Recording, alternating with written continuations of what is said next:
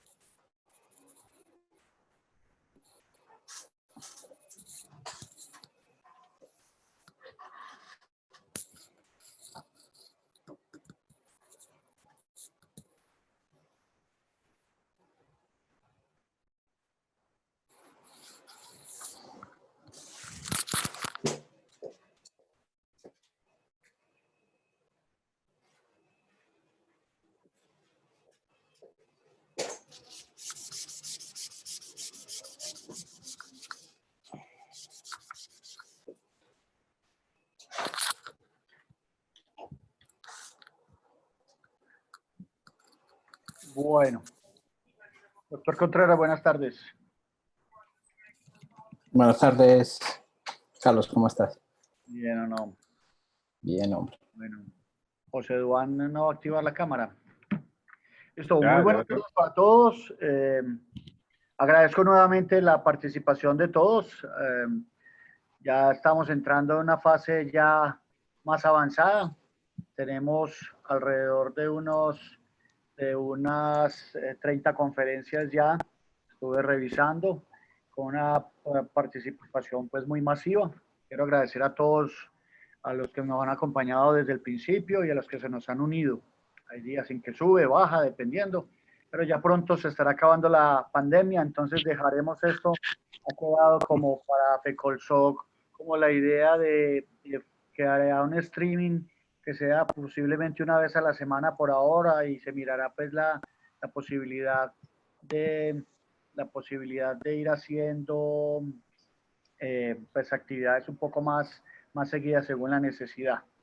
Pero en vista de que las actividades grupales están cerradas, los congresos este año dudosamente algunos lo habrán planeado para hacerlo, entonces seguiremos por streaming. Lo que pasa es que ahora todo el mundo le dio por hacer streaming, entonces ya tenemos una streamitis aguda de tantas invitaciones, pero hemos tratado de que estas actividades sean por lo menos temas muy prácticos, y por eso agradezco la participación de muchos residentes que me llaman de todas partes de Latinoamérica.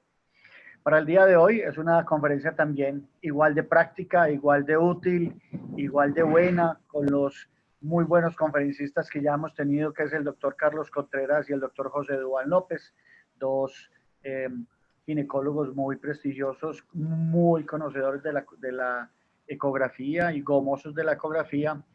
Entonces vamos a hablar hoy sobre, había un errorcito en la información que había enviado inicialmente, porque ya habíamos hablado de IDEA, entonces hoy vamos a hablar de los criterios MUSA y los criterios IETA para el reporte, que como lo digo no es solamente útil para los ecografistas, sino también útil para los que leemos ecografías, es decir, es útil para todo el mundo. Carlos, ¿con quién vamos a arrancar de los dos? Arranca José Duan, vamos. Lo dejo de compartir pantalla. José, quien pueda. Entonces te doy para que puedas seguir organizando tu pantalla. Saludos a Listo. los que nos escriben de Ecuador, México, Santo Domingo, etcétera, etcétera. Por favor, me confirman que se proyecta bien. Perfecto, se ve Perfecto. perfecto, se te oye perfecto, José Duan. Entonces, bienvenido el Listo. doctor José Duan, quien comenzará hablando de los criterios MUSA. Muchas gracias, doctor. Gracias, Mono, por la invitación y bienvenido a todos. Bienvenidos todos de nuevo a esta serie de conferencias. Hoy vamos a hablar de, como lo dice el doctor Buitrago, de dos temas que complementan ya los otros dos anteriores. Uno dictado por el doctor Carlos Andrés, que fue endometriosis, que es el consenso IDEA, y el consenso IOTA que di la semana anterior. Estos, digamos que vamos como en orden decreciente de complejidad. Estos son un poquito menos complejos que los anteriores. Esperamos pues que sean mucho más prácticos para ustedes. Entonces, la evaluación de la morfología uterina por ultrasonido. No tengo conflictos de intereses que declarar con respecto a esta conferencia. Recordemos que dentro de las causas del sangrado uterino anormal, las alteraciones estructurales son de las principales y digamos de las más fácilmente diagnosticables y abordables por parte tanto de los médicos de cuidado primario como de los ginecólogos. De manera que debemos basarnos básicamente por la clasificación FIGO y o las pautas que da para el diagnóstico y el sangrado. Esta digámoslo así, este consenso fue publicado en el 2015 y son los mismos autores que mencionábamos anteriormente del grupo de la Universidad de Lovaina en Bélgica, en conjunto con los doctores Tom Bourne y Timmerman del Colegio Inglés de Ginecología y Obstetricia. La evaluación morfológica, ¿qué confiere? Pues nos da la ventaja de poder estandarizar los reportes en cuanto a términos y definiciones. Recalcar que el ultrasonido es la primera línea de imagen para evaluar el miometrio. La idea con este consenso es disminuir las diferencias inter e interobservador, como en los consensos anteriores, evaluar los efectos del tratamiento médico y quirúrgico y comparar sobre todo para que sirva para hacer comparaciones y publicaciones que sean multicéntricas. El examen del miométrico básicamente debe realizarse por dos rutas. La vía transvaginal es la preferida en las pacientes que no tengan vida sexual o que tengan estenosis de la vagina, que los encontramos mucho en las pacientes posmenopáusicas, pues deben considerar la vía rectal como una alternativa muy importante. Y en caso de que ninguna de estas dos se pueda realizar, el ultrasonido transabdominal, aunque tiene más limitaciones, también nos sirve para evaluar aquellas lesiones que se salen del contorno de la pelvis verdadera.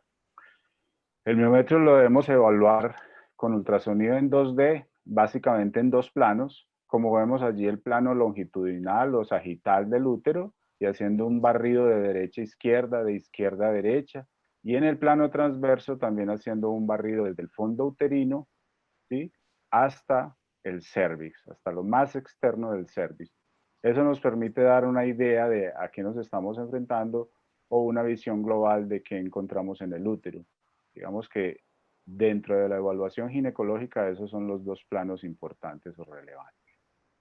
En cuanto a la medición uterina, la forma y el contorno, que es lo que, digamos, debemos reportar adecuadamente, la recomendación, como lo ven acá, es que hagamos en general 4 medidas: una medida longitudinal del cuerpo, una medida anteroposterior, una medida transversal y midamos separadamente el cérvix. Estas 3 primeras nos sirven para calcular el volumen, de manera que el volumen no debe incluir la longitud cervical porque eso lo incrementa considerablemente. Algunos autores recomiendan que dentro del diámetro longitudinal se tomen 2 medidas, una de la cavidad endometrial y otra de la pared desde el fondo uterino hasta la cavidad, pero realmente desde el punto de vista práctico no es necesario hacerlo. Lo otro es que la longitud anteroposterior debe hacerse en un plano perpendicular a esta sagital, y el plano transverso siempre debe hacerse a través de la cavidad endometrial. En cuanto al contorno del útero, que es otro aspecto importante, podemos decir si es regular o si es lobulado, o dicho de otra forma, si es liso o si tiene una superficie irregular. Básicamente esos son los 4 términos que se pueden usar como indistintamente, no hay problema. Yo tradicionalmente lo uso como regular o irregular. El término lobulado no lo uso mucho, pero bueno, lo pueden hacer porque así está descrito en los consensos. Entonces, ¿cuál es la idea? La idea es evaluar todo el contorno de la serosa, que hay digamos, hay una línea ecogénica por esa interposición del peritoneo uterino y del peritoneo posterior o de las asas, y se forma una línea de contraste bastante importante, que es muy notoria en la ecografía, y eso nos permite definir esto, básicamente si es liso o si tiene alguna lobulación. La forma del útero hay que reportarla si es simétrico o es asimétrico, ¿sí? Entonces, si uno se encuentra así, subjetivamente uno puede decir que es asimétrico, pero si digámoslo así, se toma las medidas del diámetro anteroposterior hasta el endometrio, hasta la línea endometrial en cada lado, pues puede objetivizar esa asimetría, que es un hallazgo importante, como vamos a ver más adelante. ¿Sí? Y esa simetría puede ir combinada con una superficie lisa o regular, o con una superficie lobulada o irregular. En cuanto a la zona de unión o la zona o la junctional zone, que es la, digámoslo así, la interfase entre el endometrio y el miometrio, que se ve como una línea hipecoica aquí en la ecografía, es más fácilmente observable como por esta reconstrucción tridimensional. No me voy a referir mucho a ella porque en el siguiente consenso de dieta lo va a mencionar más Carlos. A mí me interesa más mencionarlo como una relación para diferenciar algunos tipos de miomas que ya les voy a mostrar. Pero digamos que con un equipo de buena resolución se puede por ecografía 2D determinar o examinar esa zona de unión. Y se reporta como regular, igual al anterior, irregular, si se encuentra alguna alteración de esa se pierde la homogeneidad de esa línea, si está interrumpida o si está ausente, como en el caso o en el ejemplo último. Entonces aquí vemos ejemplos. La zona de unión que es visible claramente acá, se ve muy bien, no está interrumpida, y este es un ejemplo donde hay una zona de unión no solamente irregular, sino que está interrumpida en esta pared posterior en un útero retroverso, o acá en la pared posterior en un útero anteverso, como lo ven aquí, una imagen combinada de adenomiosis y un posible mioma. La ecogenicidad del miometrio tradicionalmente se describe como homogéneo cuando no tiene ninguna lesión. Este ejemplo que les muestro acá, estos son vasos arcuatos, esto no hay necesidad de reportarlo, a veces los ve uno muy acuciosos haciéndolo, pero realmente eso no hace parte y no se ha descrito ninguna alteración pues, de los vasos arcuatos que sea reportable, y se describe como heterogéneo si se pierde esa cualidad que tiene acá, como en este caso o en este otro. ¿Sí? O en este segundo caso de acá. Entonces, una vez describimos que es homogéneo, pues hasta ahí llega la evaluación del miometrio, y si es heterogéneo, entonces tenemos que decir si son lesiones bien definidas o mal definidas. Dentro de esas lesiones bien definidas, entonces las podemos describir con estas características ultrasonográficas, como en el ejemplo A, si es hipoecoico, o sea que tiene una ecogenicidad muy parecida a la del miometrio, sin embargo hay una clara separación de lo que es miometrio y lo que es mioma, ¿sí?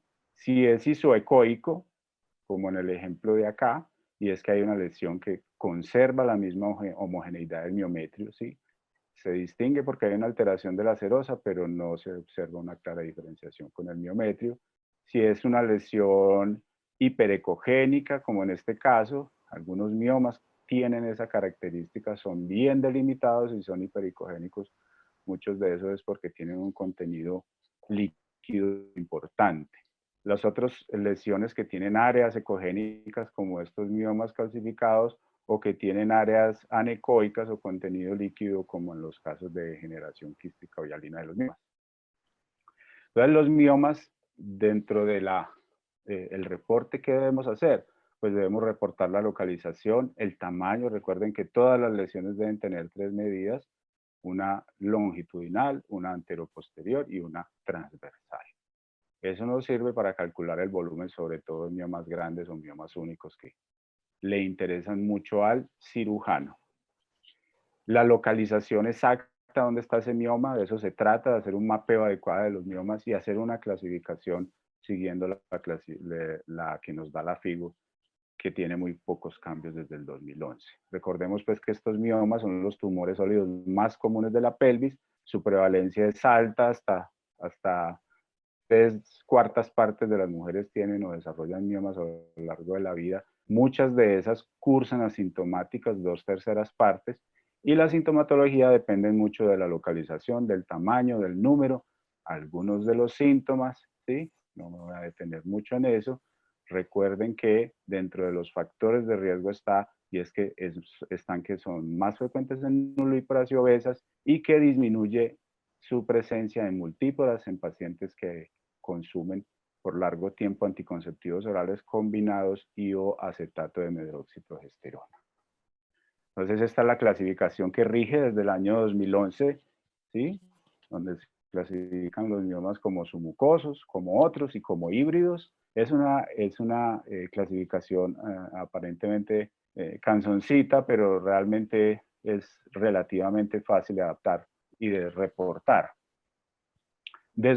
Como les decía, desde el 2011 tiene muy pocos cambios, entonces seguimos con los miomas submucosos tradicionales, el 0, 1 y el 2, y a partir del 2011 desde el 2016 se incluye el mioma tipo 3 como submucoso porque da una sintomatología muy parecida a los miomas que comprometen la cavidad endometrial.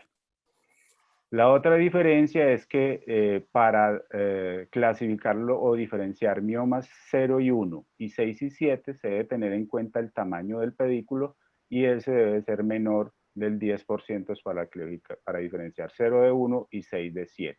Eso digamos que es un poquito cositero, pero es importante sobre todo para publicaciones y estudios.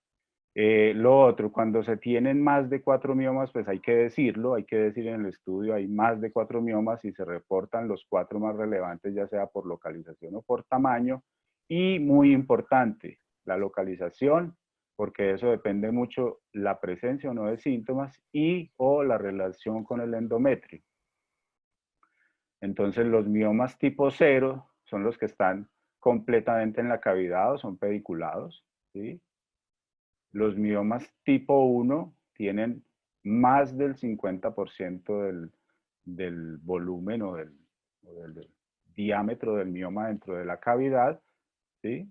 Los miomas tipo 2 tienen más del 50% de su volumen dentro de la pared, dentro del miometrio.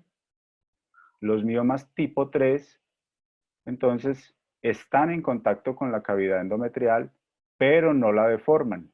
No la deforman. Mire, este llega acá y este otro también. Realmente, yo siempre, pues, cuando doy esa conferencia o cuando hablo con mis residentes, yo les digo, mire, no hay mucha diferencia si uno dice que un mioma es tipo 3 o tipo 4, o si es tipo 1 o tipo 2, o si es 5 o es 6. Realmente eso inclusive puede ser variable entre ecografías, y eso lo ve uno en el seguimiento de las pacientes, y que hay pacientes que en un momento dado, por la contracción uterina o por la relajación del útero, se comporta como un mioma tipo 4 y cuando se contrae el útero, este se acerca tanto al miometrio que hay que clasificarlo como tipo 3. De manera que eso ya, digamos que no hace mucho la diferencia, pero ya, digamos, una diferencia de más de un grupo sí es importante, sí es relevante para el cirujano y o para el tratamiento médico. Los miomas tipo 4 son murales, ¿sí? Entonces no llegan al endometrio y no deforman la serosa. Los miomas tipo 5 entonces siguen siendo murales, pero tienen más del 50% en la pared, o sea, menos del 50% son sedosos, y esa es la diferencia con los miomas tipo 6, y es que el contenido mayor o el mayor volumen están por fuera de la cerosa, o dicho de otra manera, menos del 50% del volumen es mural. El tipo 7, entonces, como les dije ahorita, es el tradicional mioma pediculado, ¿sí? En donde ese pedículo, como lo vemos acá, tiene menos del 10% del diámetro del mioma total.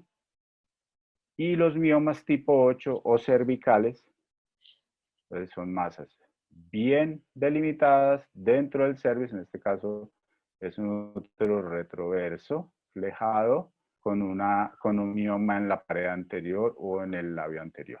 Ese es un mioma tipo 8. Y finalmente, aunque esto no está en la clasificación, están los miomas nascens, ¿sí?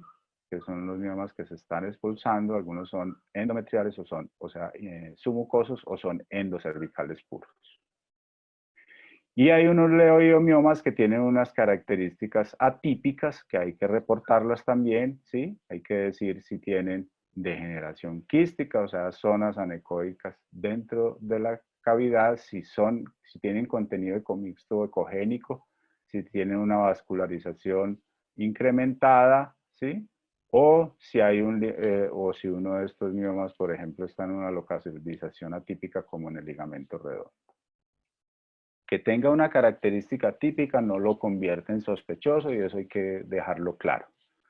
Y lo otro es que, pues, siempre la incógnita es, bueno, de estos miomas, ¿cuáles estoy viendo, cuáles son malignos? Pues, realmente por ultrasonido es muy difícil. Todos los estudios que hay reportados son retrospectivos, la evidencia es escasa. Los signos son indistintos con los miomas, de manera que se pueden confundir fácilmente. Son masas más vascularizadas, no homogéneas, algunas son irregulares con áreas quísticas, pero como vimos anteriormente, los miomas con características atípicas también pueden tener eso, de manera que decir por ecografía si se tiene o no un sarcoma es muy difícil por ahora con esos criterios. La segunda característica de las lesiones miometriales, es si son mal definidas, y entre ellas está pues la adenomiosis en sus diferentes presentaciones, de acuerdo a la profundidad, la localización. No me voy a detener mucho en eso porque desde el punto de vista es importante describir las características, y ya de acuerdo a la sintomatología o a la edad o al pronóstico o al qué se le vaya a hacer a la paciente, pues esa otra parte pasa a ser relevante. Entonces, ¿qué hay reportado con respecto a la adenomiosis desde el punto de vista ultrasonográfico?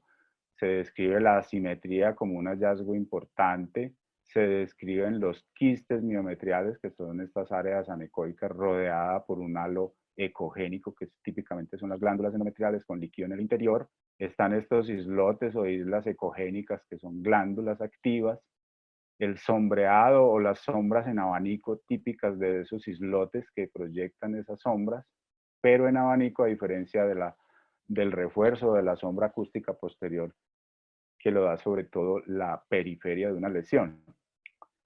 Las otras características son líneas o brotes subendometriales. El patrón típico de la vascularización de las lesiones endometriales asimétricas o mal definidas, como la adenomiosis, son vasos translesionales. Recordemos que los miomas tienen típicamente circulación periférica. Vuelvo a mencionar la zona de unión, aunque ahorita la vamos a revisar más profundamente con Carlos, y es la irregularidad, la pérdida, ¿sí? La interrupción o incluso en algunos casos la ausencia de la zona. Entonces, estos son unas pautas fáciles para diferenciar un leiomioma de una adenomiosis, y es en cuanto al contorno, la serosa, pues los miomas son lobulados o regulares. En la adenomiosis el útero es globalmente aumentado de tamaño. En cuanto a la definición, los miomas son bien definidos, la adenomiosis es mal definida, difusa, usted no ve el borde.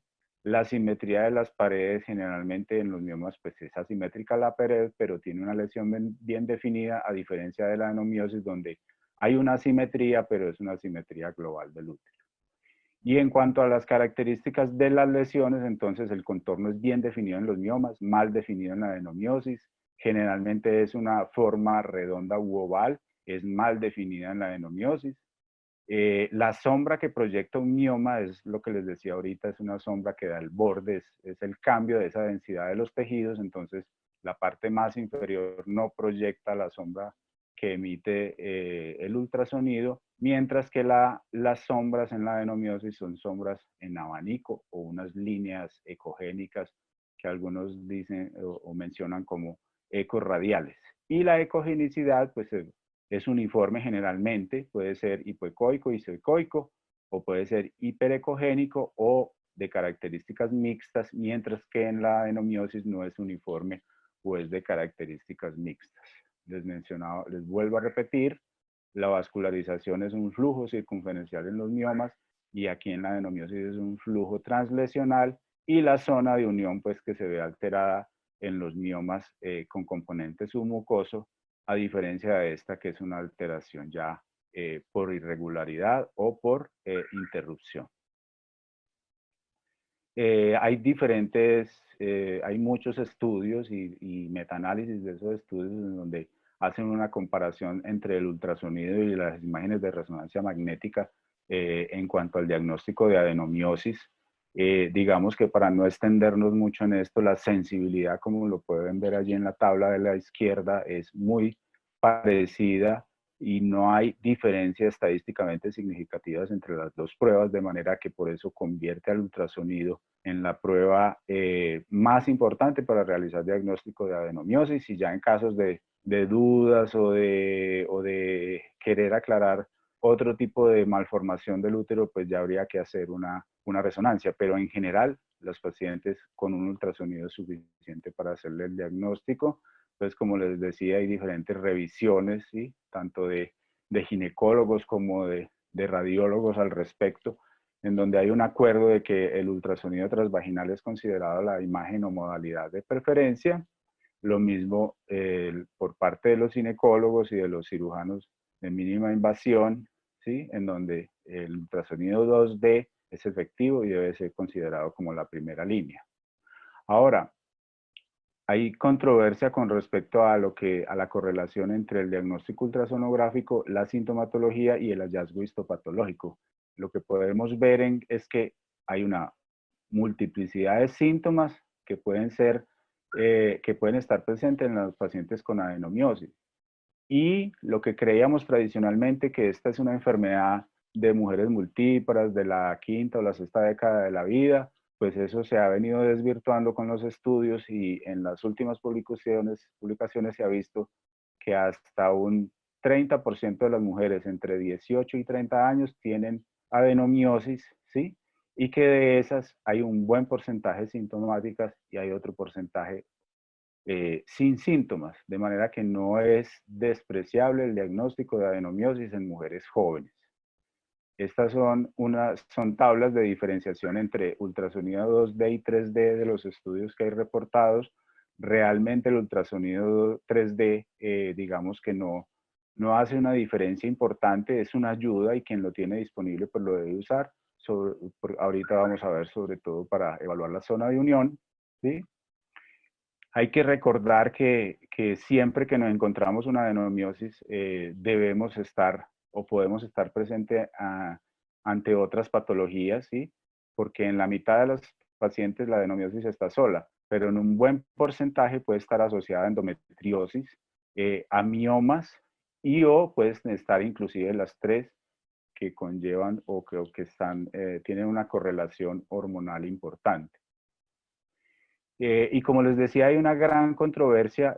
Si bien la sensibilidad y la especificidad para el diagnóstico por ultrasonido es bueno y se considera la primera línea de diagnóstico, combinado con la parte clínica, pues la verdad es que estos estudios son todos muy heterogéneos, ¿sí? El doctor Munro en esta publicación que es reciente, hace una crítica importante tanto a los criterios histopatológicos, como pueden ver aquí en las conclusiones, como como al sistema de reporte, porque no hay unanimidad en los reportes, de manera que hace un llamado y muy probablemente debe salir un nuevo consenso sobre criterios ultrasonográficos, criterios de imágenes de resonancia y sobre todo que la parte histopatológica también se ponga de acuerdo porque los criterios son variables.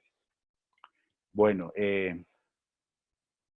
esa es toda la presentación de la parte del MUSA. Estaré atento para las preguntas al final. Muchas gracias. Muchísimas gracias, José Duván. Excelente tu presentación. Es muy importante estos hallazgos que presenta José Duván porque más o menos en 10 días estaré montando o dando yo una conferencia sobre lo que es hemorragia uterina normal y la clasificación de la FIGO, y explicaré lo que es el System 1 y el System 2 de la FIGO, de la clasificación de la FIGO, y esos criterios que coloca el doctor José Duván ahí, tanto para miomatosis como para adenomiosis, son muy importantes y son los que utiliza en este momento la clasificación, el sistema 2 de la clasificación FIGO. A continuación, entonces, los criterios dieta, que son de los de trastornos endometriales del doctor Carlos Contreras. Carlos, adelante. Se te ve perfecto. Ahí, ok, está chiquito. Lo puedes agrandar.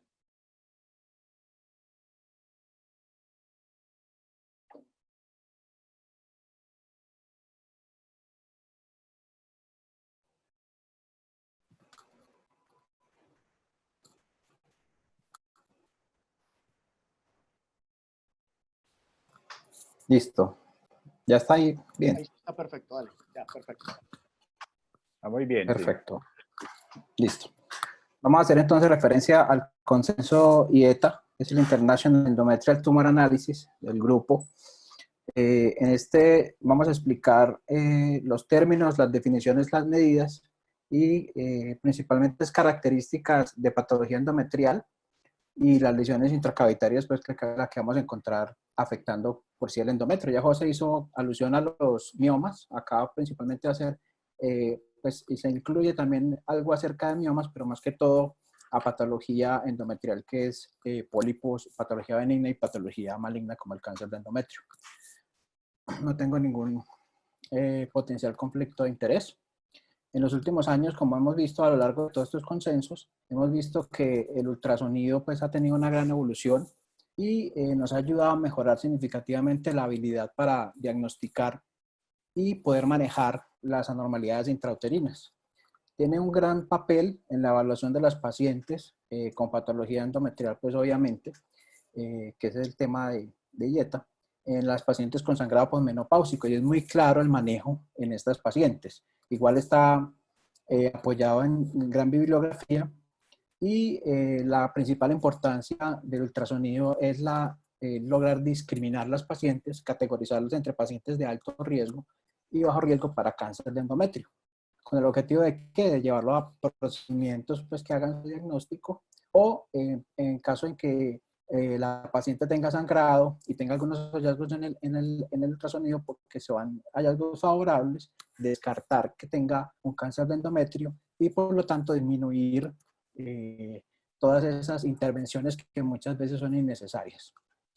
Es muy importante pues categorizar esas pacientes, igual las pacientes de alto riesgo. Hay algunas características en el ultrasonido, principalmente en la morfología y la vascularización, que nos permite orientarnos más hacia qué tipo de patología puede tener la paciente y también hacia qué, por decirlo así, estadio, si es un alto o bajo riesgo en cuanto si se observa un cáncer de endometrio o una lesión sugestiva de cáncer de endometrio.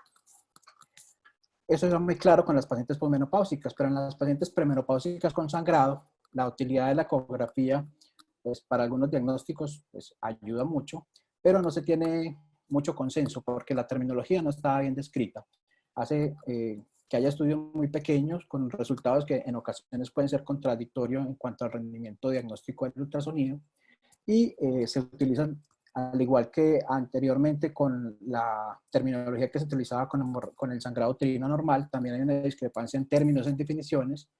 Esto imposibilita la opción de hacer metaanálisis para poder tener una mejor evidencia del papel y el rendimiento de la ecografía en las diferentes patologías, porque si se utilizan diferentes términos y definiciones, los estudios van a ser muy heterogéneos y eso le resta pues poder a la realización de los metaanálisis.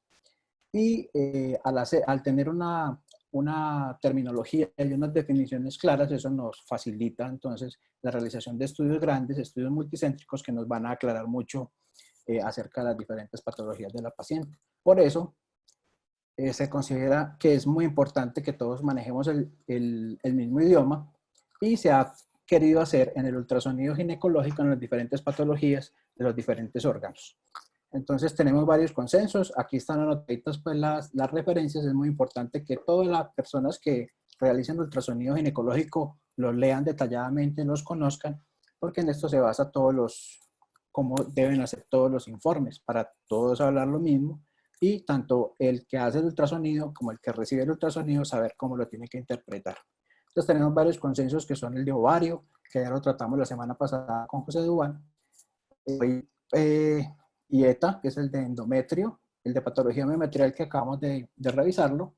Está también el IDEA, que también fue revisado, y nos quedaría faltando pues, por revisar ya el consenso acerca de las clasificaciones y las anomalías mullerianas, que es muy importante también tenerlo muy claro. Son 5 consensos, por decirlo, 5 consensos que hay que conocer y son indispensables para el que haga ecografía ginecológica, revisarlos muy bien, insisto en eso.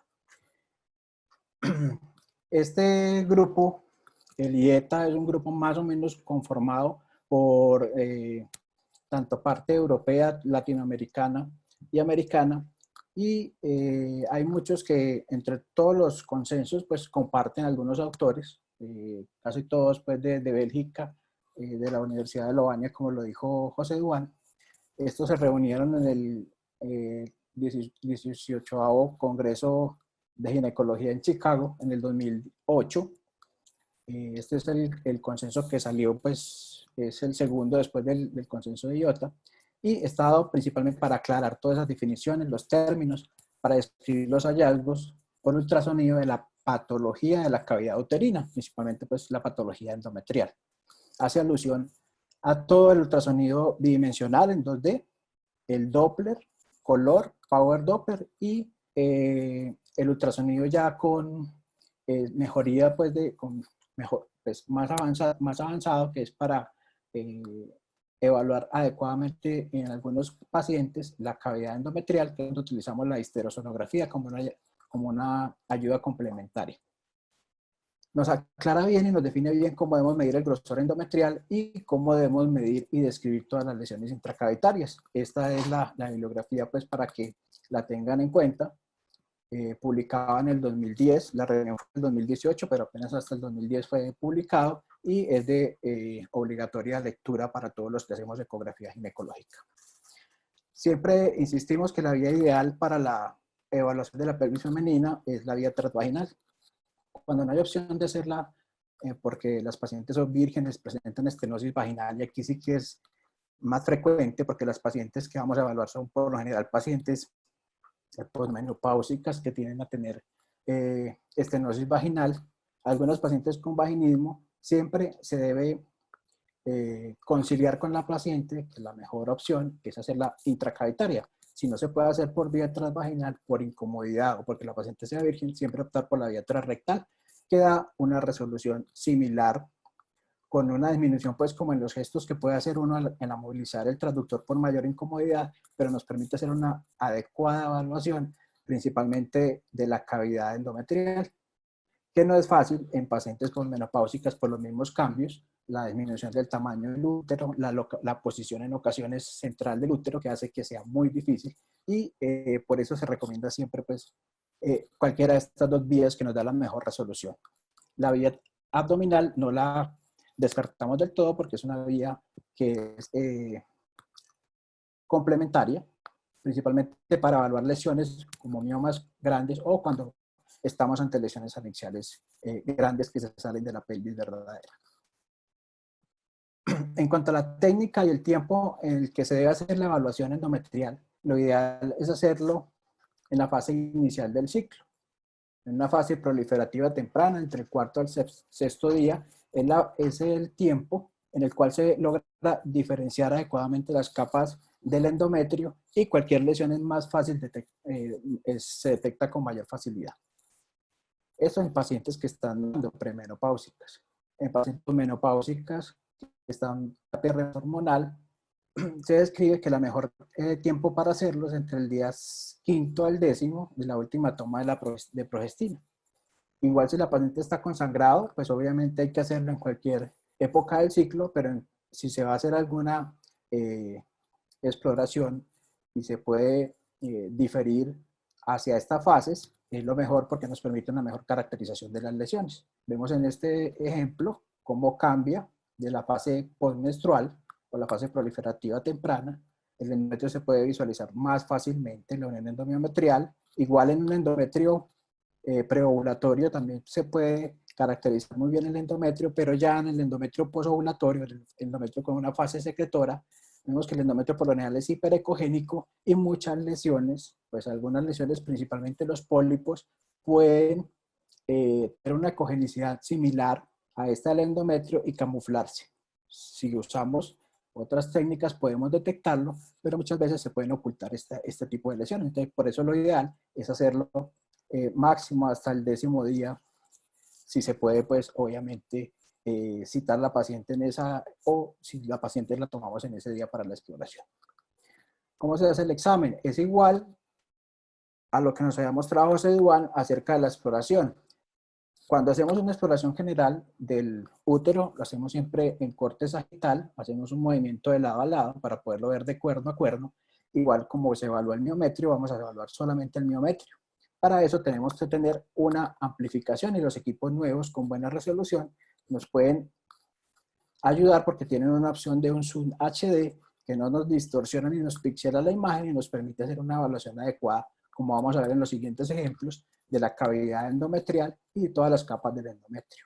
Lo ideal es que el transductor, en este caso un útero en anteversión, esté ubicado perpendicularmente al útero en un ángulo de 90 grados. Eso permite que nos poder identificar y evaluar adecuadamente toda la cavidad. ¿Qué vamos a ver? Y nos vamos a centrar solamente en el endometrio y la cavidad endometrial. Entonces, estas son las capas que debemos evaluar y lo principal que debemos siempre mirar al momento de la exploración. Tenemos entonces de afuera hacia adentro la primera capa, que es esa capa hipoecoica que rodea el endometrio, que es la que se ve más ecogénica, o sea, más blanca, y corresponde a la unión endomiometrial, que es esa interfaz entre el miometrio y el endometrio, es parte del miometrio interno, y se ve como esta área hipoecoica, un halo hipoecoico que rodea el endometrio como tal. Es la primera capa de afuera hacia adentro. La segunda capa que podemos identificar aquí ya es de endometrio, pero es la capa basal. Y la capa que se ve más hipoecoica es la capa ya funcional, que en esta etapa proliferativa la podemos diferenciar por las dos capas, tanto la basal como la funcional. Y vemos esta línea ecogénica, que no es ninguna capa, sino que es la posición entre las dos capas, entre la capa anterior y la capa posterior del endometrio, y corresponde a la línea media endometrial. Empezamos entonces a hacer una evaluación de la cavidad endometrial. La debemos hacer de forma cuantitativa, tomando medidas, y de forma cualitativa. Cuando hacemos la evaluación primero de forma cuantitativa, vamos a tomar medidas. ¿Y qué vamos a medir? En este caso vamos a medir el grosor endometrial, que es uno de los parámetros más importantes en la evaluación, principalmente de las pacientes sintomáticas, o sea, con sangrado, posmenopáusicas. En pacientes premenopáusicas no hay una utilidad marcada de la evaluación, pues, del grosor endometrial que nos oriente hacia cierto tipo de patología. Más que todo va a ser la evaluación cualitativa, como lo vamos a ver más adelante. ¿Cómo vamos a tomar entonces esa medida del grosor endometrial? Pues hay que hacerlo en un corte sagital, pero no es como está en algunos libros que nos dicen que es un corte sagital medio. No, la medida se debe hacer siempre en un corte sagital, pero hay que hacer un barrido de lado a lado, de cuerno a cuerno, e identificar el sitio de mayor grosor. Y en ese punto es donde se toma la medida y se toma on to on, pues, de cada capa endometrial, y se define si el endometrio es irregular, como en este caso, siempre se debe tomar de lado a lado. Entonces aquí vemos graficado la irregularidad del endometrio y tomamos la medida en la parte donde se ve más grueso, de lado a lado. En algunos casos podemos tener un poco de líquido dentro de la cavidad endometrial. No debemos medir todo, incluyendo el líquido, sino que capa anterior, capa posterior por separado. Y en el caso en que haya alguna asimetría, como en este caso, debemos siempre informar el grosor de la capa anterior, el grosor de la capa posterior por separado. Y obviamente describir que hay una asimetría en las dos capas. No es tan importante como vamos a ver ahora la presencia de líquido, sino la presencia de lo que está dentro de la cavidad endometrial.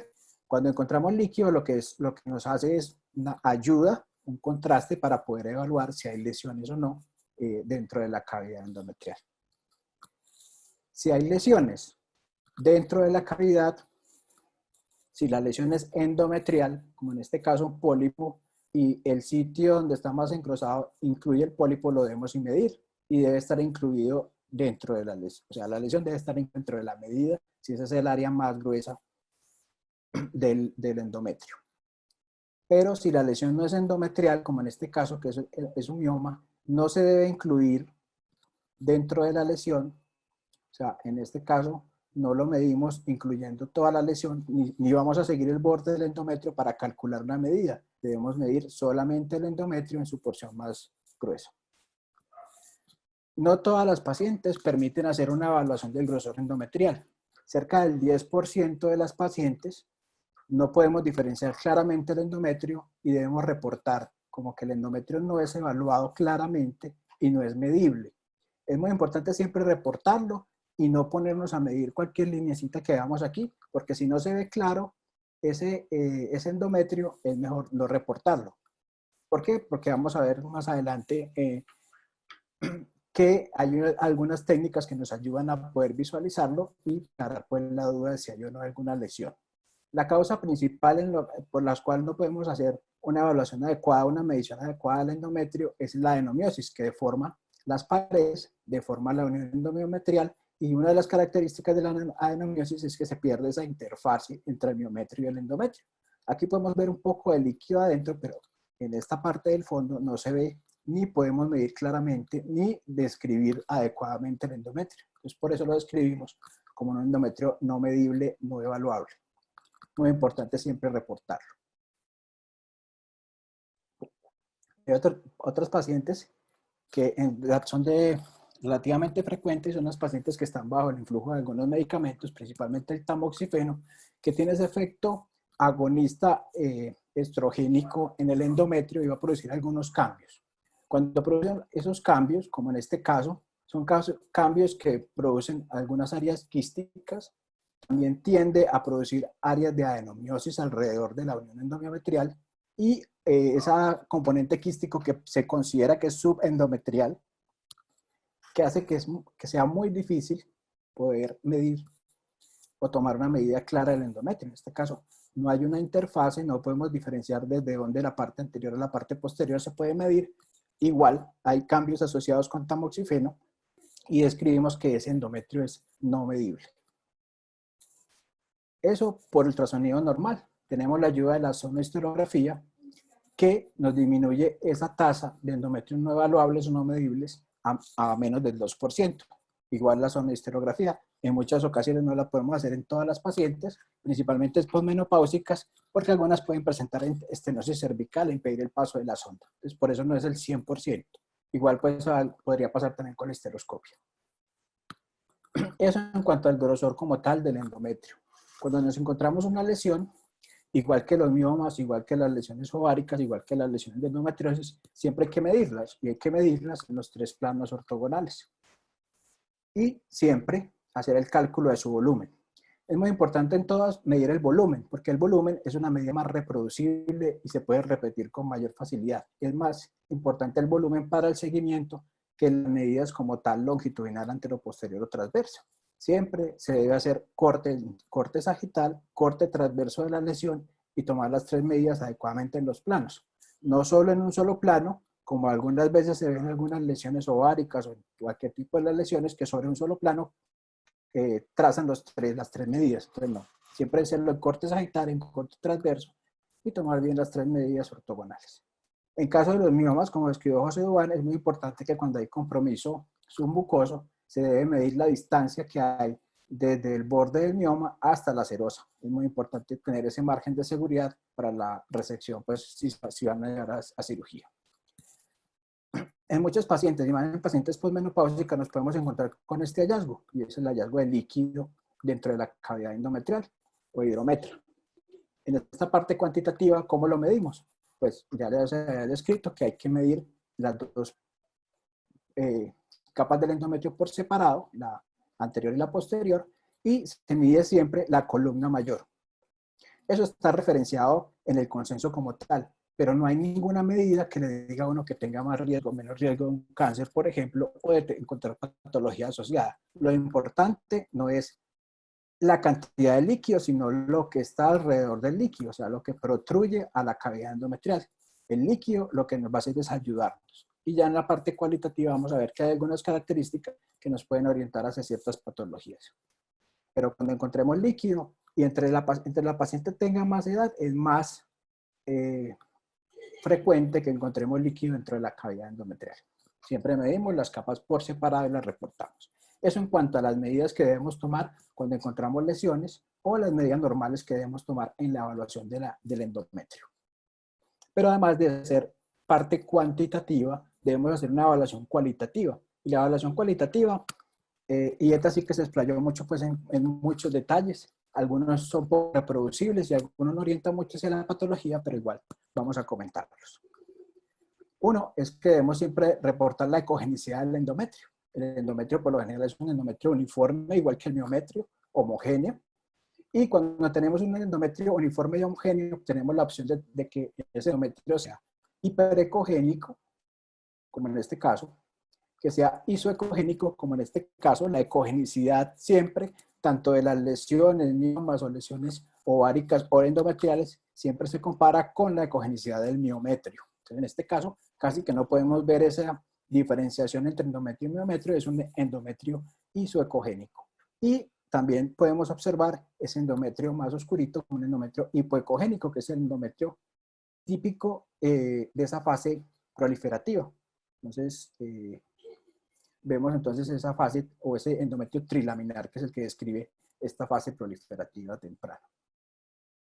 Igual también nos podemos encontrar con un endometrio que es no uniforme, y el endometrio no uniforme puede ser porque sea un endometrio heterogéneo, o sea, podemos ver áreas ecogénicas combinadas con áreas hipoecoicas, que sea un endometrio asimétrico, que una capa sea más gruesa de la otra. Esta comparte esas características, es heterogéneo y es asimétrico, la capa anterior es más gruesa que la capa posterior, y en algunos casos podemos encontrar algunas áreas quísticas. Las áreas quísticas, dependiendo de cómo las encontremos, pueden ser áreas quísticas regulares, áreas quísticas irregulares. Por lo general, este hallazgo de lesiones quísticas intracavitarias tiende más hacia benignidad, más hacia encontrar patología como atrofia endometrial o pólipos atróficos. De la otra parte que evaluamos del endometrio es la línea media endometrial. Principalmente se ve en esa fase proliferativa como la línea ecogénica, la podemos describir como lineal, como una no lineal, como en este caso que es ondulada, como una línea media que puede estar interrumpida o que no está definida, como es cuando lo vemos en un endometrio hiperecogénico de fase secretora. Esa línea media también puede tener algunas alteraciones y algunos signos que se correlacionan con patología. Una de estas es el borde brillante. El borde brillante no es más que esa interfase entre la lesión y el tejido normal. En este caso vemos un borde brillante que rodea una lesión que se correlaciona pues, con los hallazgos de un pólipo endometrial.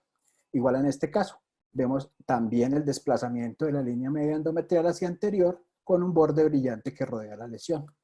Y a veces puede que se vea ese borde brillante, otras veces podemos ver un halo anecoico que, si hay un poquito de líquido, nos permite también diferenciar, como en este caso, varias lesiones que pueden ser pues, 3 pólipos endometriales en la pared posterior del útero, en un útero en retroversión. nos podemos ayudar de ciertas ayudas en los equipos que hacen con el volumen, pues con el 3D, que es el BCI, que es el Volume Constant Imaging, que nos permite ver mejor el borde de la lesión. Ven este borde rodeado, no es un borde brillante, pero como es líquido, nos permite ver esa transición entre la lesión y el tejido normal y poder diferenciar ese pólipo que se encuentra. Además, con otros hallazgos como es un pedículo vascular que lo vamos a ver más adelante. Luego de hacer esa evaluación cuantitativa y cualitativa del endometrio, podemos hacer también una evaluación de la unión endomiometrial. Y es muy importante, como lo describió José Duan, en la patología como adenomiosis, y importante también cuando encontramos patología endometrial, porque es una de las características que nos va a hacer sospechar si una lesión es benigna o maligna. Cuando hay interrupción de la unión endomiometrial, nos hace sospechar de infiltración por alguna lesión y principalmente pues son lesiones malignas. Esa unión endomiometrial es esa interfase, entonces entre el miometrio y el endometrio hace parte del miometrio interno y siempre debemos describirla y siempre debemos estar pendiente de ella. ¿Cómo la vamos a describir? Aquí se comparte la descripción que se describe en la terminología de Musa, en la patología miometrial. La vamos a describir como una unión endometrial o zona de unión regular. Si la zona es irregular, o como la pueden ver aquí, como espiculada. Si la zona está interrumpida por alguna lesión, principalmente por miomas, o por algunas áreas que producen infiltración hacia el miometrio, o, como en el caso de adenomiosis, interrupción en algunos puntos. Y en algunas pacientes podemos ver un área de unión endomiometrial, como en el caso de lesiones malignas, como en el caso de tamoxifeno, como en el caso de adenomiosis, en los cuales no se va a ver claramente definida.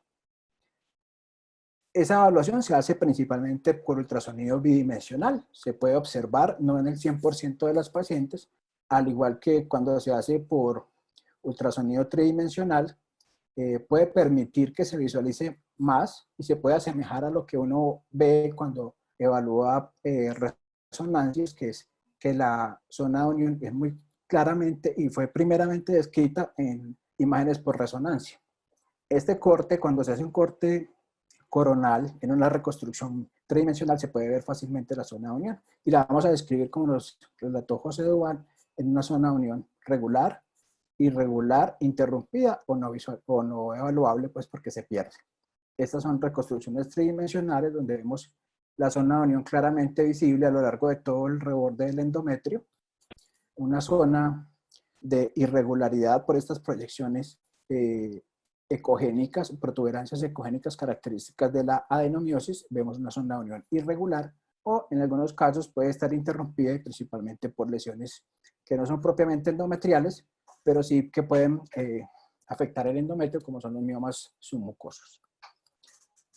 También nos podemos encontrar entonces en el líquido. Ya vimos que el líquido hay que medirlo, pues uno lo puede reportar, la medida no es importante, lo importante no es ese centro de la dona, sino lo que está alrededor. No es lo que está acá, sino lo que está alrededor. Las capas del endometrio es lo que hay que evaluar claramente. El líquido puede ser anecoico, puede ser un líquido en vidrio esmerilado o con una ecogenicidad homogénea a bajo nivel, o puede ser un líquido con ecogenicidad mixta. Cuando se asemeja ya a un líquido más denso, como puede ser con detritus, uno puede sospechar en que tenga un piometria, una hematometria, que haya una paciente posmenopáusica asociado a encontrar una lesión en alguna de las capas del endometrio, puede aumentar el riesgo de que la lesión sea una lesión maligna y corresponde pues a un cáncer de endometrio.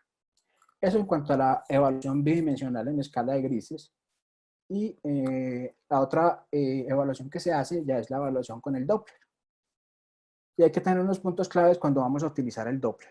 Uno, siempre hay que ser una adecuada del endometrio. Dos, esa ventana o ese cuadro del Doppler, ese cajón donde vamos a evaluar el Doppler, debe incluir tanto el miometrio como el endometrio. Y tenemos que tener unos ajustes del equipo adecuados. Siempre los vasos que tenemos en el endometrio o de las lesiones neoplásicas, como son vasos neoformados, son vasos de baja velocidad. Entonces debemos tener una PRF o una velocidad pues, de detección o de pulso en el Doppler que vaya entre 3 y 5 centímetros por segundo. En los equipos que usan PRF, utilizamos un PRF entre 0.3 a 0.6. Máximo 0.9. El filtro de pared, que es el que aparece aquí como WMF, debe estar entre 30 y 50 Hz, o sea, más o menos un filtro bajo, medio, y debemos jugar con la ganancia para poder hacer una evaluación adecuada del endometrio. Vemos aquí cómo se llena todo, se pinta todo de color alrededor del endometrio, y el endometrio por lo general no debe tener flujo. Podemos encontrar cierto flujo escaso y disperso, más que todo en los endometrios en fase secretora, pero en endometrios sin patología, en fase proliferativa, por lo general vemos una ausencia de color en el endometrio.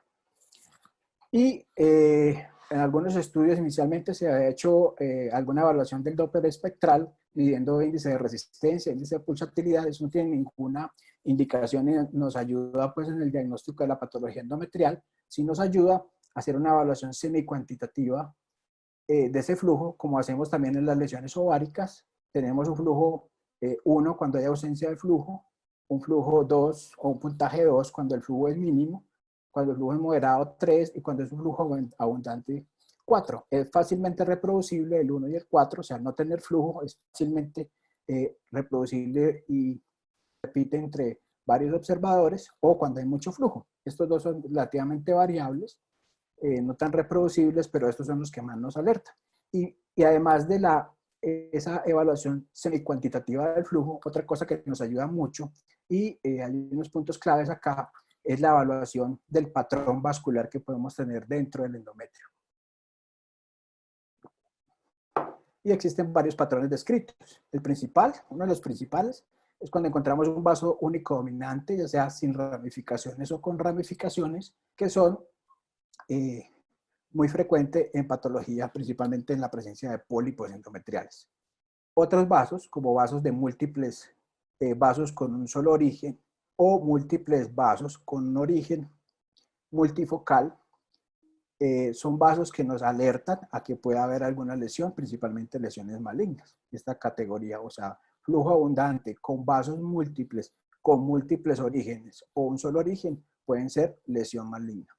Otros vasos dispersos, como se pueden ver en algunos pacientes que tienen pólipos, principalmente pólipos generados por tamoxifeno, que es el mayor cambio que puede asociar en el endometrio. O también tenemos un flujo circular, que es un flujo benigno, que es cuando tenemos lesiones, no tanto endometriales, sino endometriales, que tienen este flujo característico como lo describió José Duarte. Y aquí tenemos ejemplos típicos en los cuales tenemos ese flujo, ese vaso único característico del pólipo. Lo podemos hacer pues con color, con Power Doppler, o reconstrucciones tridimensionales que nos ayudan a visualizar mejor ese pedículo vascular. Muchas veces no vemos el pólipo como tal, no lo podemos medir, pero la esencia de este pedículo tiene un rendimiento de más del 90% en cuanto a sensibilidad para la detección de pólipos endometriales. Eso es un signo muy claro de que hay un pólipo dentro del útero cuando es vaso único. Y en este caso vemos un ejemplo de una lesión que también vemos líquido. La lesión, acuérdense que siempre lo más importante es ver la simetría de las paredes, y si hay lesión que protruye hacia la cavidad endometrial, y vemos múltiples vasos con un score de color abundante 4, múltiples vasos con múltiples orígenes que corresponde a una lesión maligna de endometrio. También en el IETA nos describe cómo se hace la evaluación mejorada de la cavidad endometrial, y básicamente es haciendo o introduciendo contraste, que es líquido, dentro de la cavidad endometrial para poder diferenciar adecuadamente si existe o no una lesión dentro de la cavidad. Principalmente lo podemos usar cuando hay duda de que tenemos la lesión presente o cuando el endometrio es no evaluable por ultrasonido bidimensional. Hay dos opciones de que tengamos líquido ahí. Uno es ese hidrómetro que pueden tener algunos pacientes, que nos permite evaluar si hay o no lesiones, o lo otro y hacerlo por la sonohisterografía, que puede ser solución salina o puede ser con gel. Cualquiera de las dos opciones son dos opciones muy buenas para evaluar la cavidad. Siempre describimos cuando hacemos la histero si hay una, o está pues descrito en IETA, si hay una distensión óptima, subóptima, o cuando no podemos introducir líquido, que más o menos un 2% de las pacientes que no se puede introducir la sonda o no hay paso de líquido por una estenosis cervical. La sonoístero, como sabemos, es un procedimiento mínimamente invasivo. Está indicado en pacientes con sangrado uterino normal, con sospecha de lesiones intracavitarias como pólipos, miomas o sinequias. También nos ayuda el contraste a veces para evaluar anormalidades congénitas del útero, infertilidad, pérdida gestacional recurrente, y una de las principales indicaciones es cuando estamos haciendo el estudio de la paciente sintomática, o sea, con sangrado, y que no tenemos una visualización adecuada del endometrio. Ese contraste nos va a ayudar. Como todos sabemos, pues introducimos una sonda con ayuda del ultrasonido, pues, y paso de líquido, hacemos ese contraste y podemos tener estas imágenes. Entonces, en este caso, dos ejemplos, dos videos corticos acá de cómo pues, introducimos el líquido. Vemos que se separan las dos capas y podemos evaluar como cuando tenemos líquido intracavitario, esa simetría de las capas y que no hay ninguna lesión que protruya en esto. Esta es una, como lo hacemos bidimensional, lo podemos hacer también con la ayuda de 3D, que nos permite hacer un mayor contraste. Si pueden ver aquí, las capas se ven más ecogénicas y con una definición mayor que lo que podemos lograr con ultrasonido bidimensional. Y además el ultrasonido tridimensional nos permite evaluar adecuadamente la forma de la cavidad y poder orientarnos acerca de la posición en la cual podemos tener la lesión, porque la podemos ver en varios planos y podemos navegar sobre el volumen. Y algunas ayudas como reconstrucciones volumétricas o ya HD, pues en el 3D nos permite hacer estas reconstrucciones para orientar más acerca de dónde está la lesión. Cuando tenemos ese líquido, entonces también tenemos de escribir de forma cualitativa cómo está el endometrio. Si es un endometrio regular, a veces podemos ver algunas proyecciones o pliegues endometriales que corresponden a pliegues normales, algunas áreas ondulantes, un endometrio con picos irregulares, con una lesión que puede ser difusa, o alguna irregularidad con lesiones exofíticas hacia la cavidad endometrial, con bordes irregulares que pueden ser lesiones sospechosas, y esto nos va a ayudar pues ese contraste a poder identificar y poder diferenciar adecuadamente esas lesiones. Cuando tenemos esas lesiones que protruyen hacia la cavidad endometrial, igual también tenemos que medirlas, igual se miden en los 3 planos y se van a categorizar dependiendo de la extensión del endometrio que comprometa. Si es una lesión extendida o difusa, si compromete más del 25% de la cavidad endometrial. Si compromete menos del 25% de la cavidad endometrial, es una lesión focalizada y debemos describir si es una lesión pedunculada, en el cual la base es más delgada que la porción pues, de la lesión, o si es una lesión sésil, en el cual la base es más ancha, como en este caso. Entonces siempre hay que describir los dos tipos, si es una lesión pedunculada o una lesión sésil, igual medir la lesión en los 3 planos. Y si encontramos la lesión, igual hay que describir si la lesión es una lesión, que si esa lesión tiene una ecogenicidad uniforme, si es una lesión no uniforme con algunas áreas quísticas, cómo son los contornos. Es muy importante describir bien los contornos, porque contornos irregulares se asocian más con patología maligna que un contorno bien definido, como en este caso un pólipo endometrial. Este es un ejemplo de cómo nos ayuda la sonohisterografía para evaluar los pólipos. Introducimos el líquido y vemos claramente esa lesión que protruye en la cavidad endometrial. Este ya es una histeroscopia virtual en el cual podemos utilizar ese 2D y podemos navegar por el 3D, perdón, navegar por el volumen y podemos ver esa lesión que está en la pared posterior. Nos podemos ir hasta el fondo y también podemos ver si esa lesión en algunos casos si está ocluyendo o no. Por ejemplo, en el caso de infertilidad de alguno de los ósteos. Otros ejemplos acá de pólipos endometriales, la reconstrucción tridimensional pues, de las lesiones. Se ve que se define muy bien, son áreas con bordes regulares bien definidos. Y ya José nos habló entonces de otras lesiones intracavitarias no propiamente endometriales como los miomas. La clasificación de Figo que utilizamos, categorizado hasta el 3, que también está incluido como mioma submucoso, los unos intracavitarios puros, los 0 intracavitarios puros, los 1 más del 50%, los 2 menos del 50% y los 3 que están en contacto con el endometrio. Tenemos aquí varios ejemplos, como él también nos mostró, estos con sonoístero. Es muy importante a veces en esos miomas que son tipo 2, que tienen poco porcentaje hacia la cavidad endometrial, cuando hacemos la sonohistero, esta distensión nos simula la distensión que pueden tener en una histeroscopia. Muchas veces, a veces, cuando distendemos, el mioma pasa de un tipo 2 en el ultrasonido bidimensional a un tipo 3, y a veces es más difícil de detectar en la histeroscopia para la sección. Entonces es muy importante tener la opción de la sonohisterografía para poder ver cómo cambia la relación con la cavidad endometrial del mioma. Igual puede cambiar también el grosor o el borde o el margen de seguridad que podemos tener. Se disminuye cuando hay mayor distensión. Cuando quitamos la distensión por el líquido dentro de la cavidad, podemos ver que este margen puede aumentar. Entonces es más confiable tenerlo con la sonohistero, porque simula más lo que van a ver dentro de, pues, en la parte ya del quirófano. Este es otro mioma tipo 3. Aquí vemos una distensión que es pobre, pero podemos ver miomas tipo 2, miomas tipo 3, una paciente con varios miomas intracavitarios.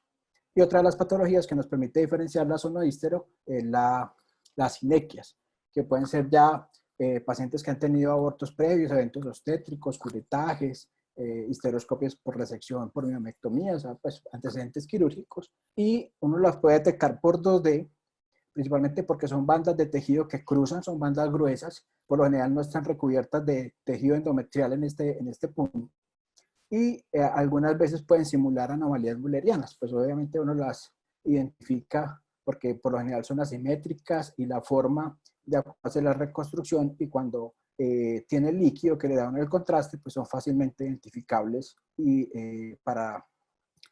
pues durante la exploración por ultrasonido.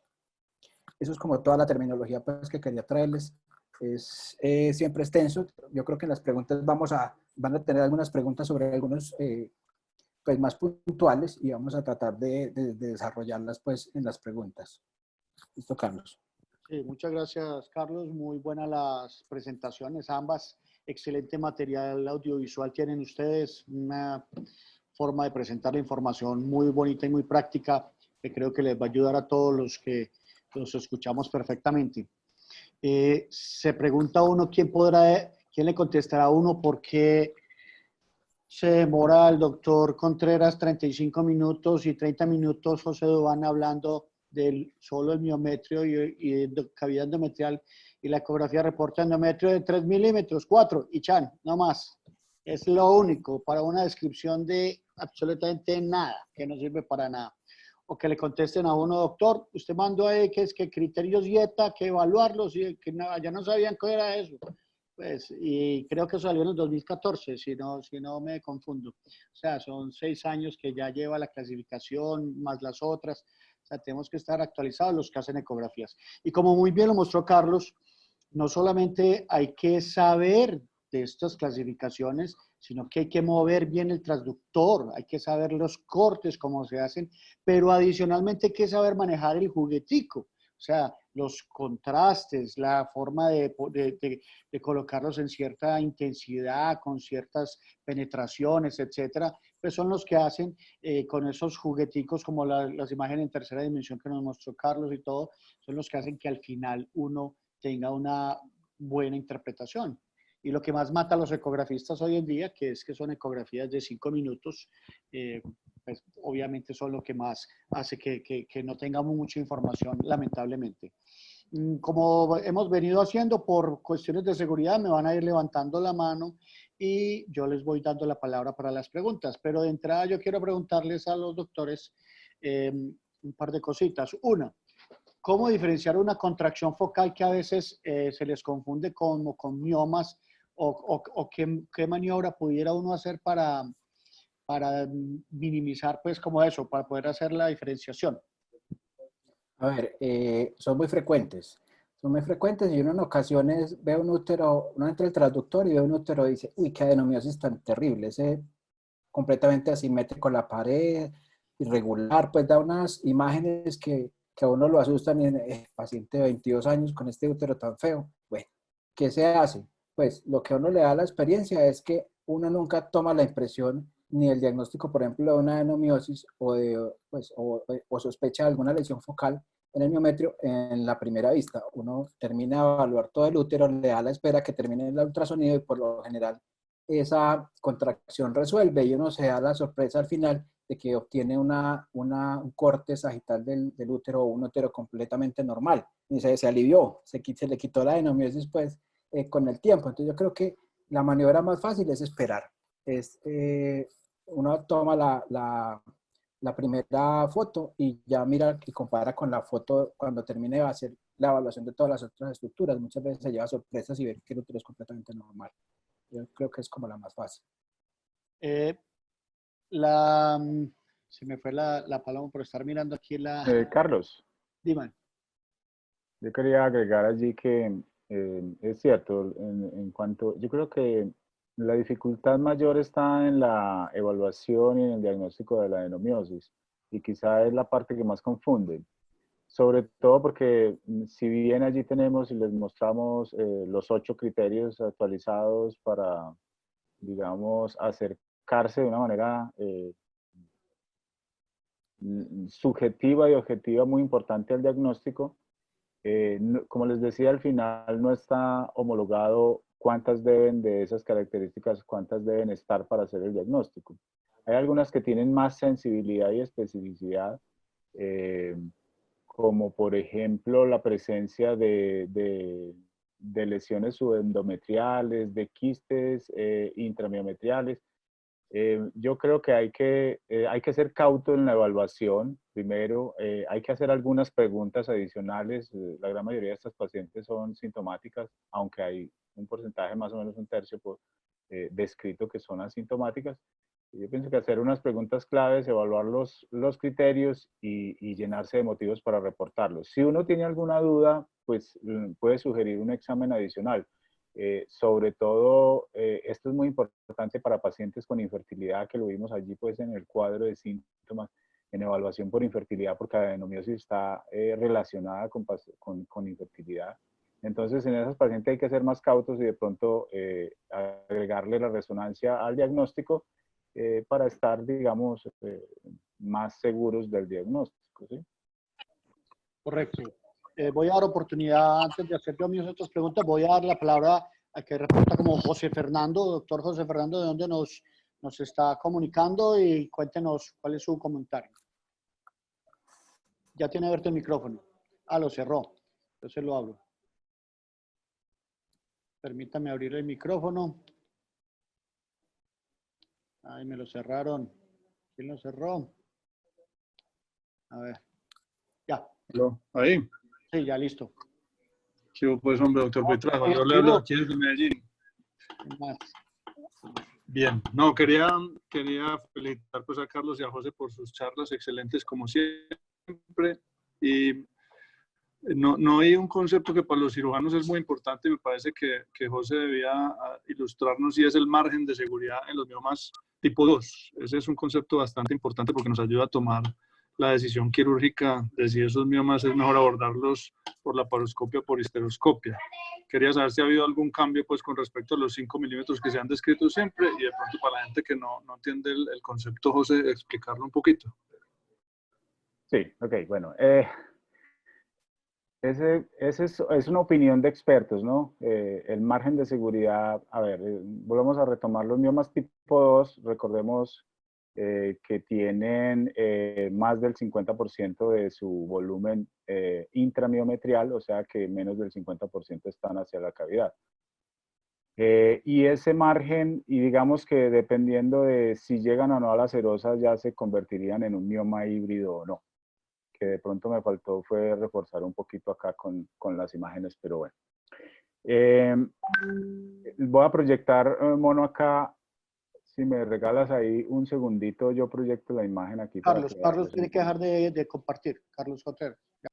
Ok. Aquí tengo la imagen.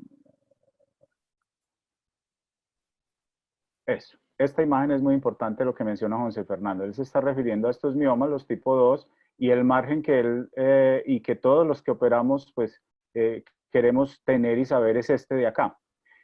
Mencionó 5 milímetros, efectivamente la literatura habla de un margen de seguridad entre 5 y 7 milímetros, pero recordemos que cuando hacemos una histeroscopia distendemos esta cavidad, es decir, que este diámetro del miometrio se puede acortar todavía más o pues se puede reducir. Entonces lo que uno reporta acá como de 5 milímetros, inclusive en la histeroscopia puede ser menor. ¿Qué hay que hacer? Hay que aclarar muy bien si ese mioma llega o no a la serosa. Si no llega, hay que reportar el margen. Yo particularmente no opero miomas por histeroscopia que tengan un margen menor de 5 milímetros hacia la serosa, porque eso aumenta el riesgo de lesión, o sea, de perforación, ya sea diagnosticada o no, inclusive. O puede quedar muy, muy delgada esta zona y aquí atrás puede estar el recto, el sigmoide, si es un mioma posterior en un útero anteverso y lesionar el sigmoide. Entonces, como dato, digamos así, en conclusión, el margen de seguridad debería estar entre 5 y 7 milímetros, aunque les hago la aclaración, ese diámetro del miometrio se puede reducir por la distensión uterina necesaria para poder hacer la histeroscopia operatoria. Y segundo, es muy importante reportarlo siempre, además de las 3 medidas ortogonales del mioma. Gracias, José. Preguntan, hay un par de preguntas. Recuerden de levantar la mano los que quieran preguntar directamente, que sería muy bueno para que fuera un conversatorio. Preguntan algo sobre malformaciones arteriovenosas. ¿Quieren hacer algún tipo de comentario de cómo se ven, si se diagnostica mejor con una cosa con la otra? Las malformaciones arteriovenosas son una patología relativamente poco frecuente como lesiones primarias. Por lo general uno lo que ve cuando, y eso ha cambiado pues en cuanto a clasificarlas como unas verdaderas malformaciones arteriovenosas. Son ese mejoramiento de se categorizan como un aumento de la vascularización, esa unión endomiometrial. Y son lesiones que pasan muy frecuentemente después de eventos obstétricos. Pacientes con interrupciones voluntarias del embarazo, con abortos espontáneos o después de curetaje, se puede ver en el ultrasonido bidimensional, pues en grises, uno puede ver a veces esa pérdida de la unión endomiometrial, algunas áreas anecoicas, como quísticas en la unión, y cuando uno le coloca el Doppler se lleva la sorpresa de que son una vascularización 4, es una vascularización muy abundante con un efecto de aliasing, pues que son vasos por lo general de alta velocidad. Y lo importante aquí es uno, primero es la clínica de la paciente, pues si la paciente está sangrando, si es un sangrado abundante, si es una paciente que está con una estabilidad hemodinámica por el sangrado. Muchas veces uno las observa y las pacientes son completamente asintomáticas o tienen un flujito de café que les ha durado una semana, 2 semanas, 3 semanas, o les hacen o piden un ultrasonido de control después de hacer un manejo médico de un aborto, por ejemplo, por una pérdida gestacional temprana. Se puede visualizar ese aumento de la vascularización y uno lo debe reportar. ¿Por qué lo debe reportar? Y debe hacer un diagnóstico diferencial muy claro con la presencia o no de restos ovulares. Porque si hay presencia de restos, pues de restos posaborto, uno lo que ve es que ese flujo es más intracavitario que hacia la pared. Y muchas veces yo creo que, Carlos, en histeroscopia se ha encontrado pacientes que el evento obstétrico no fue pues hace unas semanas, sino que puede haber sido hace años, y se encuentra con este tipo de lesiones, porque puede haber restos ovulares que están ahí persistentes en la cavidad endometrial. Entonces lo que uno ve es ese aumento de la vascularización y hay que hacer el diagnóstico diferencial. Igual si van a hacer un curetaje, pues un legrado, porque la sospecha en el ultrasonido es que hay restos, siempre se debe alertar de que hay un aumento de la vascularización, porque son pacientes que tienden a tener un mayor sangrado y muchas veces, a veces cuando hacemos el curetaje a ciegas, lo que hacemos es un aumento abundante pues, del sangrado, y muchas veces porque la lesión tiene esa patología que no fue diagnosticada. Por ultrasonido se pueden ver y se pueden diagnosticar esas dos entidades, pues la presencia de restos o la presencia de ese aumento de la vascularización. Como lo digo, si la paciente está estable hemodinámicamente y no es un sangrado activo, esos pacientes, y he tenido muchas pacientes que no le hacen seguimiento y esa anormalidad en la vascularización se resuelve espontáneamente, no de un día para otro, 3, 4 meses, 5 meses, y ya uno va viendo que esa cantidad de vasos va disminuyendo, y lo otro es que el pico máximo de velocidad, que puede ser un criterio pues, de pronóstico en estos pacientes, va disminuyendo a medida que se hace ese manejo expectante. Siempre advirtiendo a la paciente en caso de que llegue a presentar un sangrado abundante que puede puede hacerlo. ¿Y qué O pasa? lo otro que hacen es inhibir pues como la menstruación, porque muchas veces las menstruaciones que siguen pueden ser muy abundantes, pero el diagnóstico lo podemos hacer por ultrasonido. Ya cuando una paciente está con sangrado abundante o inestabilidad hemodinámica, ya la opción es hacer la embolización pues por arteriografía, que es un proceso pues de radiología. Y a la gente le da mucho susto cuando reportan una malformación arteriovenosa porque de pronto termina en otra cosa, ¿no? Pues le da susto meterse a hacerle una histeroscopia y todo. Hay una pregunta que está muy interesante, aprovechando lo del COVID-19, que preguntan cómo están ustedes haciendo para el manejo de la esterilización del equipo, cómo manejan eso. A ver, este es un protocolo, hay varias guías. Las guías principales que están es la guía de la ISUOC, la guía que es de la Sociedad Internacional de Ultrasonido. También hay una guía muy buena de desinfección en la sociedad australiana. Yo hago parte de las dos sociedades, pues los australianos son muy juiciosos pues en eso. Y esa guía que tienen de desinfección de los traductores es una de las mejores pues que se utiliza. Uno debe hacer siempre, entre cada paciente y paciente, lo que se está haciendo en este momento es uno, proteger el equipo, que tenga el menor número de elementos encima, o sea, el menor número de traductores que uno deba utilizar. Los traductores, cada fabricante tiene una lista de los traductores, de los desinfectantes que se deben utilizar, siempre hay que llamarlos para que le den a uno la lista y también hacer la correlación de si ese desinfectante si es o no activo en este caso con el coronavirus. Por lo general los amonios cuaternarios y el alcohol isopropílico son los que están con mayor frecuencia o los que se utilizan más como desinfectante, pero siempre se debe hacer esa pregunta es al fabricante, porque algunos desinfectantes pueden dañar o disminuir la vida útil del traductor, entonces es mejor contactar con ellos para que les den los protocolos dependiendo de la máquina y la marca que tengan. Y lo otro es la protección personal, pues que igual vamos a estar en contacto durante el examen con la paciente a menos de 1 metro, entonces igual se utiliza el tapabocas, las gafas y la careta principalmente y una bata antifluido, lo que estamos utilizando en este momento. Pacientes que no son positivos, obviamente. Voy a darle la palabra al doctor Edmundo Alvis, que creo que nos llama de Sincelejo. Doctor, bien pueda. Buenas noches, correcto, desde Sincelejo, la tierra donde nadie es forastero. Felicitaciones por la charla. Tengo una duda. Yo igual manejo mucho el borde de seguridad para las neumectomías, pero la pregunta va es, ese borde de seguridad de 5 milímetros es muy seguro cuando utilizamos el receptoscopio bipolar. Cuando utilizamos receptoscopio monopolar, ¿ese grosor de 5 milímetros es igual aplicable o debiéramos pensar que se requiere una distancia mayor? Bueno, vea, eso es una pregunta muy interesante porque yo creo que Buitrago está que se contesta también. Realmente hay un concepto en electrocirugía que se llama el daño colateral o la lesión colateral cuando se usa energía. Las temperaturas cuando se usa energía y sobre todo en miomectomía que necesitamos unos bateajes altos, yo generalmente uso entre 80 a 100 de corte puro para la resección del mioma. El daño colateral es importante. Está descrito en la literatura que puede alcanzar 3 o 4 milímetros, o sea, la lesión térmica o la lesión blanca que vemos, que es una lesión de coagulación del tejido, puede alcanzar eso. De manera que no se confíe porque tiene el bipolar, porque igual puede presentar la lesión. El bipolar tiene otras ventajas y es que el medio de distensión es diferente, el cuidado con la, digámoslo así, con la infusión y recuperación de líquidos es diferente dependiendo de la edad de la paciente, de manera que son otras ventajas, pero no en cuanto a lesión tisular, eso debe quedar claro. De manera que hay que ser muy cuidadosos con el margen.